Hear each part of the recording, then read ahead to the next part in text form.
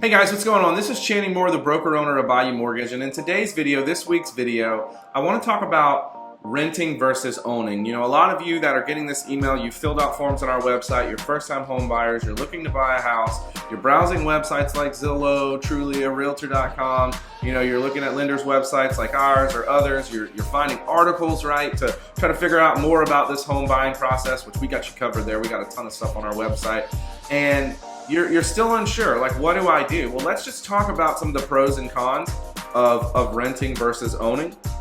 You know, the deal with renting is that you're not building your own wealth. You're not building your own equity. You're not building your own nest egg from your home. Some of you may contribute to a 401k or something like that, but the reality is you're building your landlord's wealth. You know, you're paying that mortgage payment every single month, and he's making his mortgage payment or the rent payment, and he's making his mortgage payment plus profit if he's smart, and he's buying down that house, and he's creating equity in a piece of property that he'll continue to be able to rent out forever, and that's great, and you should consider doing that too. But if you're a renter, you're not doing that for yourself. You're not building equity for yourself. You're not, you know, giving yourself the opportunity to create that wealth. And so you really want to consider that if you're not moving around, you know, if you're staying placed on the same place and all that stuff, you know, is renting really the best option? So the other thing is that your payment is not truly fixed. Like, sure, you have a rent payment and you sign a lease agreement, and for 1 year, you know, that payment is fixed. But I was just talking to my cousin the other day who's renting, and their rent at an apartment was $1,500 a month. And then when their renewal came, they were like, you can't live here unless you agree to pay $2,100 a month now. So they incredibly inflated the rent, $600 a month. That's a huge increase on their payment every month. And there's nothing they can do about it except move. Problem is, rent's going up everywhere. So, and many of you have probably felt that pain too. So you're not protected keeping that payment the same, which means you're not only not building wealth, you're losing money because now you're having to pay more and more each month. And, you know, like I said, you're not building that equity. And the reality is, the statistics bear this out, that homeowners are 40 times more wealthy than renters because they have an asset that appreciates over time. Sometimes it might not appreciate for a year or two, but if you keep your house long enough, it's going to appreciate. It appreciates over time, and that helps you build wealth.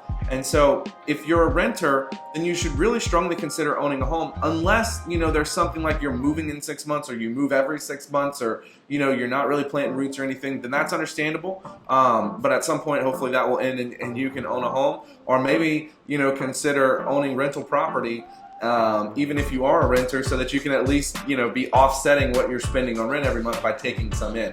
But as far as you first-time buyers, like, if that's you really should consider owning a home. When you own a home, you have a fixed payment. Okay, that mortgage payment stays the same. It's locked in for 30 years, 15 years, 20 years, whichever term you choose, whichever is most affordable for your budget and your goals, and it stays the same. It's locked in, right? Right now, interest rates are incredibly low, like super, super low when I'm filming this video. So, you know, the payment will likely never be lower than what it is right now. So that payment's fixed in. You're not every year having to pay more and more and more money, more and more and more money. You know, not only not building equity, but losing money.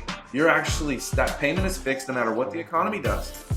And then your home is appreciating. So you're building equity. That's why homeowners are 40 times more wealthy than renters, because they have equity in their homes. The average homeowner has $250,000 net worth. The average renter has under $7,000 net worth. So when you own a home, it allows you to build equity. And I believe, we see it, the statistics bear this out, that home ownership is like the first domino, the linchpin, if you will, of making good financial decisions. Because when you buy a home, you create financial stability for yourself. If you have a family, for your family. You're creating security and safety for your family, a place to call home. So renting versus buying, what should you do? Well, it just really depends on your situation, but for most people, owning is the best option. And what about maintenance and stuff like that? Well, yes, there are costs for maintenance. There are upkeep. There are taxes, which are built into your payment. There are all these different little things.